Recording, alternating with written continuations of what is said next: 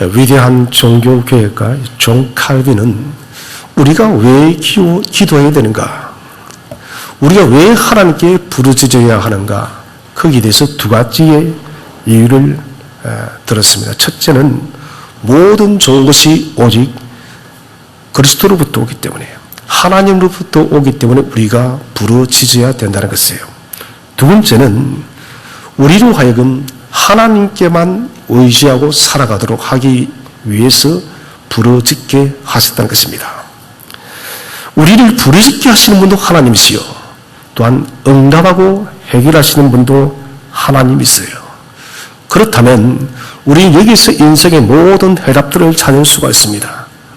오늘도 우리는 지나갔던 인생의 시간도, 앞으로의 인생도 우리는 수많은 문제와 상황 앞에 갇히게 되질 것이고, 또 그 문제 앞에 직면하게 되집니다. 깊이 생각해야 될 것은 이 모든 상황을 주관하고 알고 계시고 해결하시는 유일한 분은 오직 하나님 한 분밖에 없다는 것입니다. 특별히 우리가 출애굽기를 보게 되면 하나님께서는 이스라엘 백성들이, 하나님의 자녀들이, 하나님의 백성들이 부르짖을 수밖에 없도록 만드는 것이에요. 여러분, 이것은 큰 은혜입니다.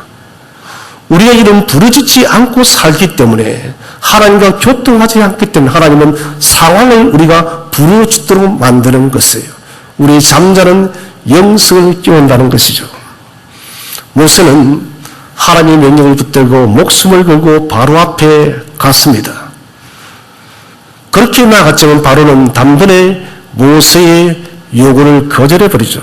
모세는 하나님의 백성을 보내라고, 하나님의 백성이 저 광야의 하나님께 예배 드려야 되니, 제사 드려야 되니 보내라 했지만은 바로는 단번에 거절해버렸습니다. 이 때문에 상황이 점점 더 힘들어져 버렸어요. 바로는 이스라엘에서의 더 힘든 고역을 시켰습니다. 아무런 죄도 없이 노역을 시켰다는 것입니다. 그래서 모세에게 돌아온 것은 도리어 원망이었어요. 백성들은 모세를 죽이려고 했습니다. 이때 모세가 오늘 하나님 앞에 서서 22절, 23절에서 탄식하고 있습니다. 하나님, 어찌하여 이 백성이 이렇게 학대를 더 당하게 하십니까? 이 말은 하나님 말씀대로 내가 바로에게 갔는데 왜 도리어 더 상황이 악화되었느냐, 이 말입니다. 또 말합니다. 어찌하여 나를 보내셨습니까?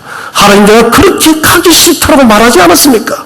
나는 이스라엘 백성을 건져낼 수 있는 그런 힘이 없다고 말을 했는데 왜 나를 보내서 이렇게 힘들게 만들었습니까? 어찌하여. 이것은 모세의 탄식입니다. 그런데 여러분, 이 탄식이 나에 대해서 세상을 향해 사는 탄식은 아무 의미가 없습니다.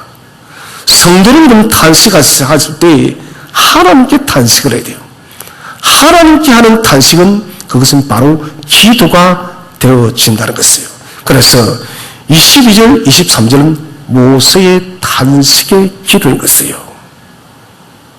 이제 가라 했더니 더 힘들어진 이스라엘 백성을 보았고 도리어 모세를 죽이려 합니다. 왜 나를 보냈나요?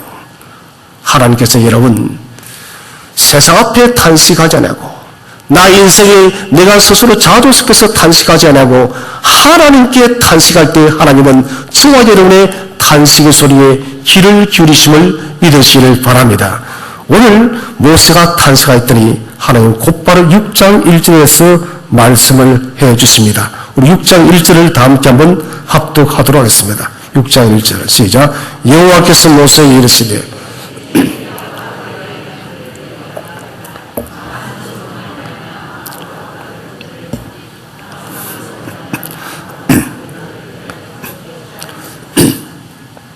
오늘 1절을 보시니 하나님의 약속과 말씀이 옵니다. 간손으로 그들을 보내리라. 간손으로 그의 땅에서 쫓아내리라. 이게 무엇을 말합니까? 하나님께서 모세를 통해서 반드시 이스라엘 언약의 백성을 당신의 손으로, 당신의 힘으로 건져내겠다는 약속을 하고 있다는 것입니다. 내가 바로에게 하는 일을 네가 반드시 보리라. 바로 앞으로 할 일을 하나님은 말씀하고 있는 것이에요. 앞으로도 계속해서 그는 거절할 것이나 그러나 나는 두 번 강조하고 있습니다. 강한 손으로 그들을 보내리라. 강한 손으로 그의 땅에서 쫓아내리라. 뭡니까? 두 번 말씀이 반복되었다는 것은 확정되었다는 것이에요. 무슨 일이 있어도 천지가 계획해도 나는 반드시 나의 백성을 그 바로의 손에서 건져낼 것이다. 하나님의 자녀가 더 이상 고역하도록 주님께서는 보지 않겠다는 것이에요. 이스라엘 백성을, 우리를 고통스럽게 했던 그 고통의 근원을 하나님께서 반드시 심판하시겠다는 것이에요. 자, 오늘 우리가 6장을 보게 되는데 이 6장에서는 하나님께서 이스라엘 백성을 당신의 자녀로 삼겠다고 3장에서 약속을 했습니다. 이 3장을 실행하는 구체적인 하나님의 실행작이랍니다. 하나님께서 단순히 그렇게 약속 말씀에는 의미가 없는 것이에요. 약속하는 것이 아닙니다. 이제는 내가 나의 백성을, 하나님의 자녀를 건져내어서 이제는 나의 거룩한 백성으로 만들겠다. 구체적인 하나님 스스로의 약속의 실행자인 것입니다. 특별히 우리 6장에서 가장 중요하게 바라봐야 될 단어는 우리 6장 2절을 다시 한번 합독하도록 하겠습니다. 6장 2절. 6장 2절을 다 함께 읽겠습니다. 시작. 하나님이 모세에게 말씀하여 이르시되 나는 여호와니라. 자, 나는 여호와라. 출애굽기 3장 14절에 모세는 묻습니다. 당신은 누구십니까? 나는 여호와라. 나는 여호와라. 나는 스스로 존재하는 자이다. 아니 나는 야훼. 아니 야훼. 나는 여호와라. 나는 여호와라는 이 말씀을 6장에서 세 번 거듭 말씀을 하고 있습니다. 나는 스스로 존재하는 자다. 이것이 여호와의 이름이에요. 나는 스스로 존재하는 자다. 이것은 무엇을 말하냐면은 나는 여호와는 우리의 존재의 이유가 된다는 거예요. 무슨 말입니까? 우리가 존재하는 이유가 무엇 때문이냐? 그것은 하나님 때문에 우리가 존재의 이유가 있다는 것이에요. 그리고 이것은 우리의 목적이 되는 존재라는 것입니다. 우리 인생의, 사람의 인생의 모든 목적이 바로 여호와께 있다는 거예요. 그래서 우리는 여호와는 야훼라는 이 이름 속에서 우리가 왜 살아야 되는지, 무엇을 위해서 살아야 되는지, 어떻게 살아야 되는지 하나님의 여호와는 이 이름 속에 이름 다 나타나 있어요. 우리가 여호와는 이름의 뜻만 봐도 여러분 우리는 인생을 무엇을 위해서 살아야 되는지 답이 그대로 보이는 것입니다. 그래서 주님께서는 나는 여호와라 이 이름을 통해서 우리 인생의 참된 길을 제시하고 계십니다. 특별히 하나님은 당신의 이름을 걸고 맹세를 합니다. 오늘 나는 여호와라 이 말씀이 세 번 나오고 있어요. 이것은 하나님의 서약이라 제가 말씀을 드렸습니다. 하나님께서 직접적으로 사인을 하고 있다는 것입니다. 세 번 서명을 했다는 것은 불멸이라는 것입니다. 고대 금동의 언약이 여러분 세 번을 통해서 완전화시켰습니다. 창세기 23장에서 아브라함이 막벨라 동굴을 살 때 여러분 그 동굴 계약서, 이 계약서 때문에 지금도 여러분 막벨라 동굴은 이스라엘의 땅인 것이에요. 여러분 사람의 서명도 이렇게 영향력이 있는데 하물며 전능하신 하나님의 서명은 여러분 무엇이라 우리가 달리 설명할 필요가 없는 것입니다. 하나님이 한번 서명하시면은, 하나님이 한번 약속하시면 여러분 천지가 계획되어도 그 약속은 반드시 성취될 줄로 믿으시길 바랍니다. 특별히 히브리인들을 우리가 동사민족이랍니다. 성경을 우리가 배울 때 동사만 알아도 성경의 70%는 우리가 이해를 한다는 것입니다. 그 이유가 뭐냐면은 히브리인들의 동사는 우리가 문법적으로 과거였지만은 그들의 민족 속에는 히브리인들에게는 동사는 영원한 현재인 것입니다. 이것은 굉장히 중요합니다. 아브라함과 이삭과 야곱에게 약속했던 그 동사의 능력이 여러분 과거가 아니다는 것이에요. 그것은 영원한 현재라는 거예요. 그래서 우리가 말씀을 끄집어내서 내 것으로 여러분 가져올 때 그것은 내 삶 속에 현재형으로 역사함을 확신하시길 바랍니다. 이게 여러분 동사민족이라는 메시지인 것이에요. 자, 그래서 하나님은 4절 5절에 또 중요한 말씀하고 있습니다. 4절 5절 말씀을 다 함께 한번 합독하도록 하겠습니다. 4절 5절 시작. 가나안 땅 곧 그들이 거류하는 땅을 그들에게 주기로 그들과 언약하였더니 이제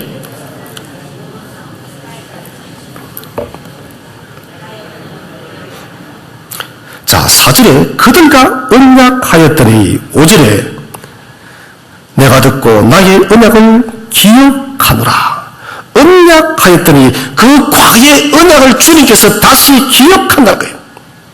기억한다는 동사 제가 수없이 말했습니다. 작하라는 동사. 작하라. 이것은 영원한 현재라는 것입니다. 하나님께서 430년 전에 아브라함과 햇불 언약을 체결했습니다. 이 언약을 내가 다시 기억한다는 것이에요. 그 과거의 언약의 그 기억을 지금 현재의 사건으로 주님께서는 가져온다는 것이에요. 여러분, 이것이 바로 영원한 현재인 것입니다.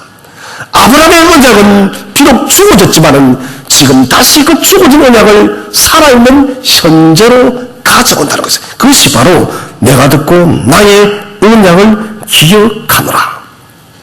여러분, 기억하시는 하나님이 얼마나 여러분 우리는 은혜의 하나님인지 몰라요. 하나님께서 은혜를 기억한다는 것은 하나님은 당시에 하신 그 말씀에 대해서 자유할 수가 없다는 거예요. 무슨 말입니까?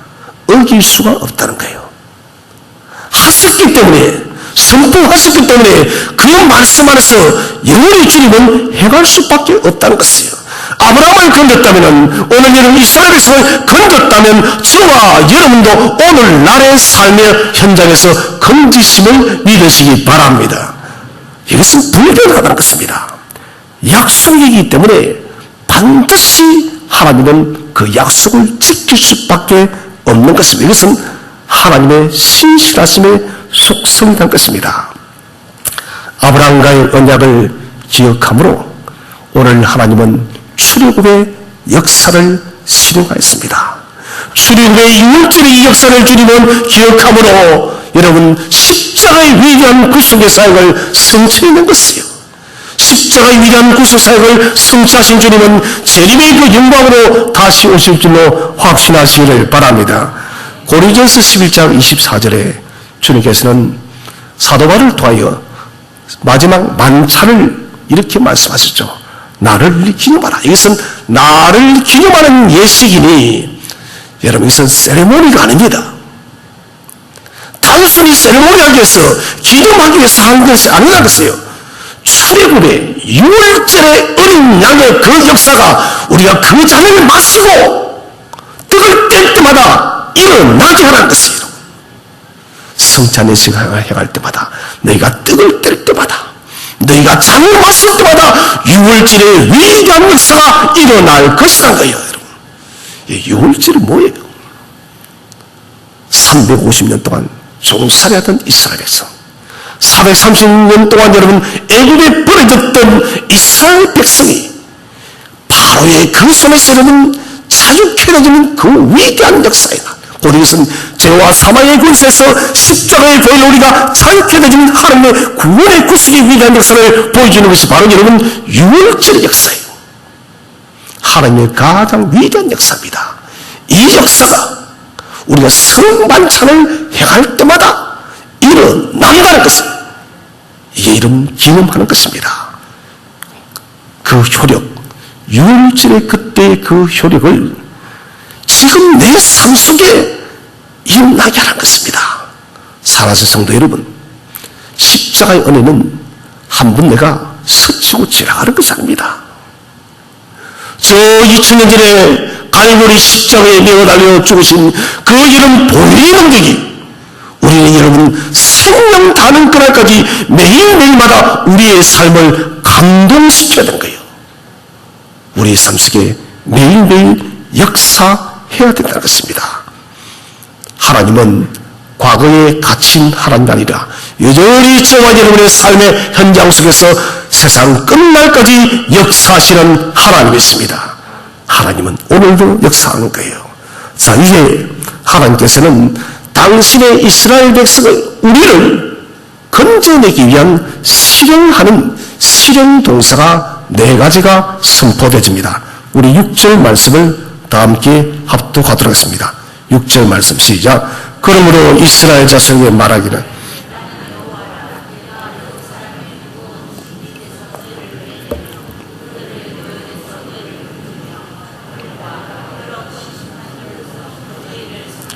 자, 속량하여. 하나님의 실행 동사의 첫 번째 단어가 속량하여. 이것은 빼내며 건지며 구하며 구속의 첫 단계의 실행입니다. 하나님 4가지 동사를 쓰시는데 유일하게 이 동사 4가지 중에서 피가 흐르는 동사입니다. 속량은 여러분 피가 흐르는 것이에요. 피값으로 이스라엘을 건져내겠다. 피값으로 저와 여러분을 그 죄와 사망의 권세에서 건져내겠다는 것입니다. 피를 흘려 누구의 피로? 구약은 여러분 유월절 어린 양의 피로, 신약은 예수 그리스도의 그 갈보리의 십자가 피로 우리를 성장하겠다는 것이에요. 유월절의 어린 양의 피와 예수 그리스도의 십자가의 피에 결정적인 차이가 있습니다. 그 차이가 뭘까요? 유월절의 어린 양의 피는 사망의 핏부림이에요. 그것은 뭡니까? 그 핏부림이 없는 집은 모든 장자와 처음 난 동물들이 다 죽는 사막의 죽음의 피의 뿌림이에요. 그런데 예수 그리스도의 십자가의 핏부림은 뭔가? 이것은 죽음과 생명이 같이 있는 것이에요. 유월절의 핏부림은 우리에게 부활의 생명을 주지는 못했습니다. 그러나 예수님의 핏부림은 죽음의 권세를 이기고 부활의 권능으로 살아가는 피라는 것이에요. 그래서 이것이 유월절 어린 양의 피와 십자가의 대속의 피의 결정적 차이입니다. 유월절 피는 심판의 피라면은 십자가의 보혈의 피는 사망과 죽음에 대한 심판의 피인 동시에 생명과 부활의 피인 것이에요. 그래서 우리는 여러분 주님의 이 고난절 그리고 부활의 날이 되어질 때 우리는 기뻐해야 되는 것입니다. 주님, 이 피로 말미암아서 내가 죄와 사망에서 죽어지고 다시 그리스도의 피로 내가 부활함을 덧입었습니다. 여러분, 이것이 성도의 영원한 찬송이 되어져야 된다는 것이에요. 우리나라에 최초 온 선교사님이 아마도 토마스 선교사님일 거예요. 대동강에서 한국에 이 조선 땅에 발도 내리지 못하시고 순교를 했죠. 이 토마스 선교사님이 순교의 피를 흘렸는데 이때 성경을 막 뿌리고 성경책을 던지고 순교를 했어요. 이 토마스 선교사님이 던졌던 그 성경을 박충근이라는 분과 어린 아이 3명이 성경책을 주었어요. 이 박충근 씨가 성경책을 가지고 오니 우리가 알다시피 지금도 성경이 이 책장이 두껍습니까? 얇습니까? 아주 얇게 만들었습니다. 그 당시는 더 얇았을 거예요. 옛날 성경이니까. 이 성경을 보니까 이 뭐 두껍기도 하고 재미도 없고 그래서 이분이 뭐에 쓰냐면은 벽지를 쓴 거예요. 뭐 얇으니까 잘 붙으니까 벽에 막 도배를 해놨는데 근데 그때부터 일이 벌어진 거예요. 눈을 뜨면은 뭐가 보입니까? 성경이 보이는 거예요. 이 실화예요. 옆으로 봐도 성경이고 오른쪽으로 봐도 성경을 봐도 성경인 거예요. 여러분 이게 역사가 된다는 거예요. 이 박충근이 그렇게 벽에 붙어있는 성경을 보다가 점점 마음이 집중되는 거예요. 이게 대체 뭐냐? 그래서 이런 복음을 만난 거예요. 이분이 최초의 평양 장대현 교회를 세우게 되어진 겁니다. 놀라운 일이죠, 여러분. 이게 뭡니까? 구속의 피가 이렇게 능력이 있는 거예요. 십자가의 생명의 피는 여러분 능력으로 역사하여 우리의 삶을 바꿀 줄로 믿으시기를 바랍니다. 두 번째 단어는 이제 7절에 나옵니다. 7절 말씀 우리 다 함께 합독하도록 하겠습니다. 시작. 너희를 내 백성으로 삼고 나는 너희의 하나님이 되리니 나는 애굽 사람의 무거운 짐 밑에서 너희를 빼낸 너희의 하나님 여호와인 줄 너희가 알지라. 아멘. 이 삼고란 단어입니다. 두 번째 하나님의 약속 실행 동사는 삼고입니다. 이것은 출애굽기 19장의 시내산 언약의 핵심입니다. 출애굽기 19장에 있어서 여러분 하나님의 약속은 뭐냐? 10계명이 아닙니다. 제일 중요한 단어는 19장 2절에 나는 너희의 하나님이 되고 너희는 나의 백성이 되고, 이게 여러분 가장 중요한 점입니다. 10계명이 아니라 나는 너희의 하나님이 되고 너는 나의 백성이 되겠다. 뭡니까? 하나님이 우리의 아버지가 되시고 우리는 그분의 자녀가 된다는 위대한 시내산 언약의 제일 핵심 키워드입니다. 오늘 하나님의 구체적인 목적 실행의 두 번째 단계가 바로 삼고, 이것은 우리를 교회로 세우겠다는 것이에요. 구약은 언약 공동체로, 신약은 교회 공동체로 삼겠다.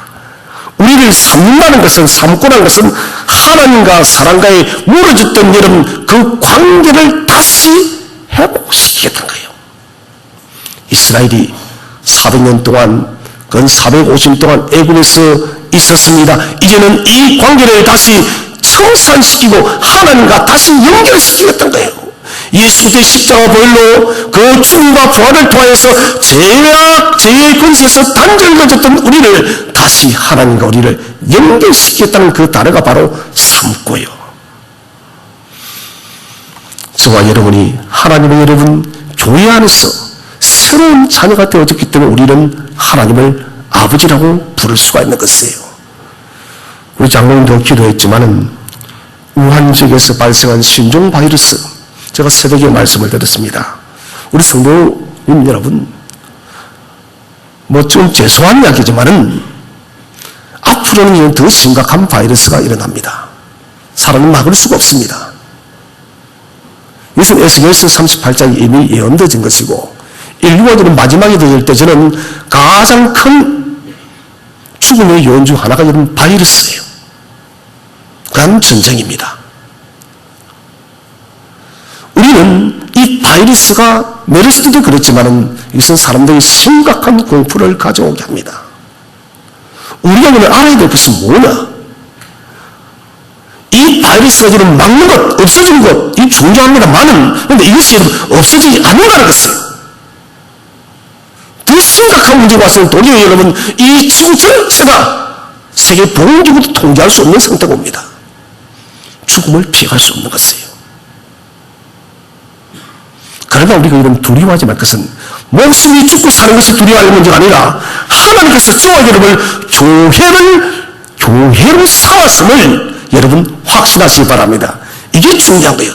우리를 여러분 속량하신 하나님은 당신의 언약의 백성 교회로 삼았기 때문에 비록 육신의 생명이 우리가 끝이 날 수는 있지만은, 그러나 우리가 하나님의 천국 백성이 되었음을 믿으시기 바랍니다.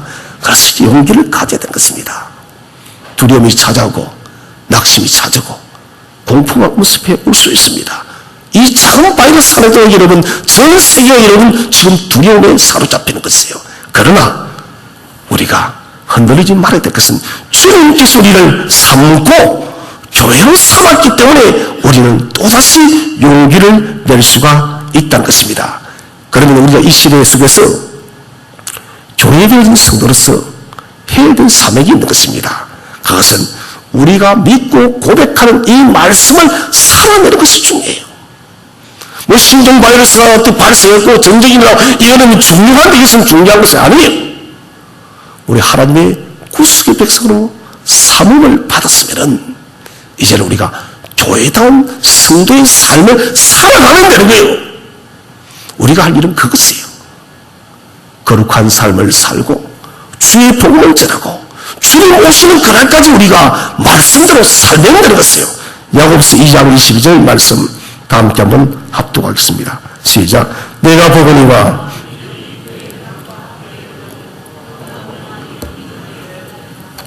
야고보서 2장 22절은 오늘 우리의 문제입니다.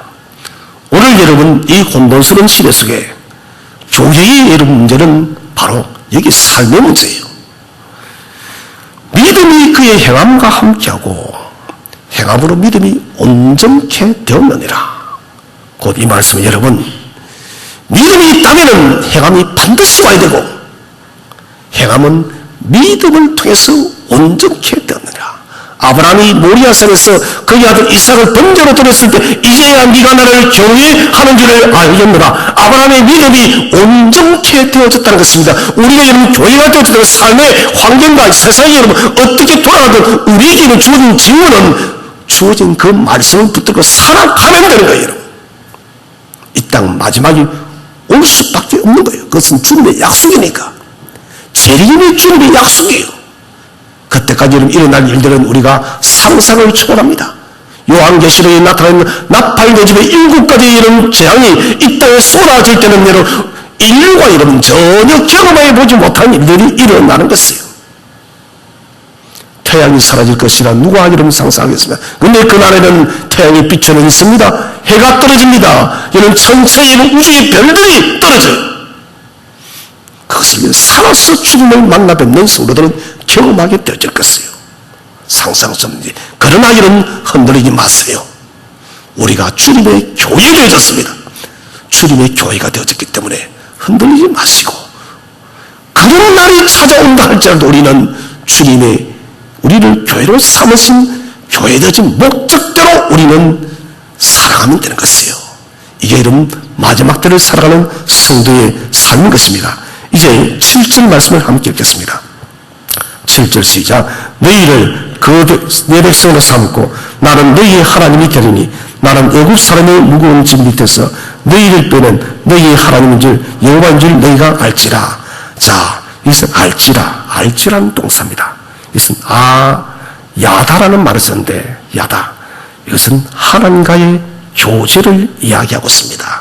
나는 너희를 안다는 거예요. 이스라엘에서 여러분 430년 450년 동안 그들을 도왔지만 하나님은 그들을 보고 듣고 알고 계시는 하나님이셨어요. 십자가에서 여러분 그 십자가의 그 저주의 근성이 짊어지고 죽고 부활하신 저와 우리 예수 그리스도는 저와 여러분의 삶의 일루수 일투족을 다 알고 계시는 하나님이십니다. 우리의 머리털 하나까지도 다 세우고 계시는 하나님이심을 믿으시기를 바랍니다. 하나님 우리를 알고 계세요. 이것은 교제하라는 것입니다.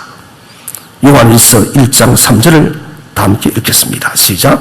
우리가 보고 들은 바를 너에게도 전하면 우리와 사귐이 있게 하려니니 우리의 사귐은 아버지와 그의 아들 예수 그리스도와 더불어 누리느니라. 우리와 사귐이 있게 하려 함이니. 그래서 제가 요한일서를 강의하면서 이미 설교를 했습니다. 우리와 사귐이 있게 하느냐. 자, 하나님은 저와 여러분과 교제하기 위해서 우리를 건져낸 것이에요. 이 교제가 무엇입니까? 구약은 바로 제사입니다. 레위기스, 민수기, 제사예요. 신약은 무엇입니까? 새로운 제사, 바로 예배라는 것입니다.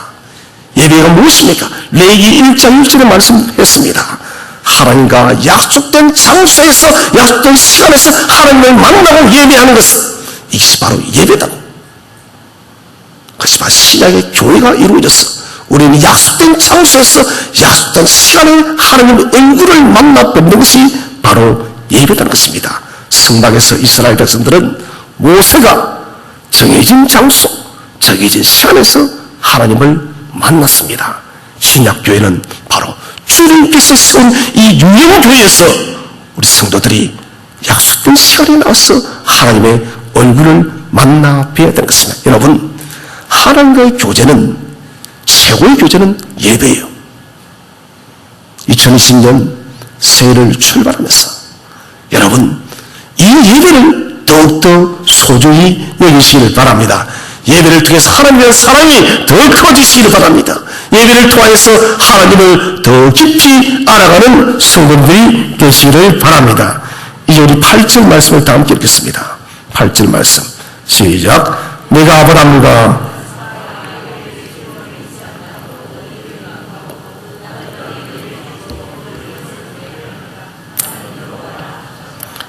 아멘. 번째는 기업을 삼으리랍니다. 1차적으로는 가나안 땅을 주겠고 2차적으로는 저 새 하늘과 새 땅을 줄 줄로 믿으시길 바랍니다. 요한복음 14장 1절에서 너희가 그할 처소를 예비하기 위해서 내가 가노라고. 그 어디예요? 천국입니다. 주님께서는 저 새 하늘과 새 땅을 예비하기 위해서 먼저 가 계신 거예요.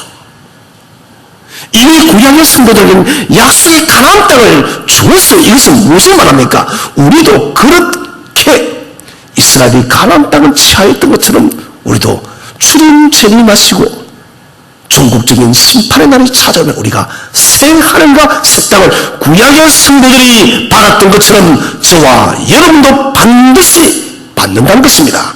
이것이 사월이라요. 받을 자격 없는 상속자. 우리는 모든 여러분 사람들의 빚진 자입니다. 죄인 중에 개수들입니다. 그런데 우리들에게 하나님께서 당신의 나라를 우리들에게 선물로 주시겠다는 것입니다. 이 놀라운 약속이요. 네 가지의 동사, 구속하다, 삼는다, 나는 너희를 안다, 삼게 하리라. 하나님께서 우리를 위한 하나님의 구속 계획의 실행 동사입니다. 구속하다, 삼는다, 안다, 삼게 하리라. 이 결정판이 바로 예수 그리스도의 십자가의 죽음과 부활인 거예요, 여러분. 주님의 죽음과 부활이 있기 때문에 우리가 여러분 이렇게 새 하늘과 새 땅의 상속자가 되어진 것입니다. 오늘 본문은 하나님의 보증서입니다. 우리 신앙이 얼마나 불신앙이 많았으면 하나님이 세 번이나 맹세하겠습니까? 나는 여호와라 세 번 약속하셨습니다. 반드시 이 일을 성취하시겠다는 것입니다. 우리는 하나님의 이 언약의 말씀을 받았다면 우리도 사명 있는 삶을 살아야 될 것입니다. 인생에는 세 번의 초청이 있답니다. 구원으로의 초청, 이것을 우리가 지금 다 받았습니다. 두 번째는 사명으로의 초청이에요.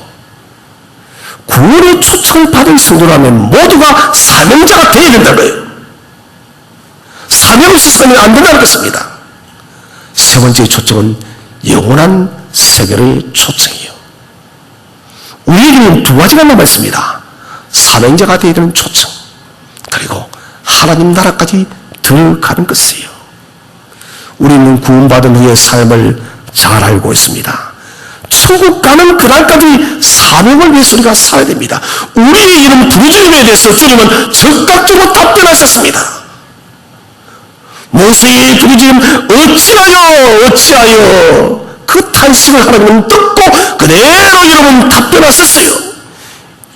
하나님은 지금도 저와 여러분의 부르짖음을 들으시는 하나님이세요.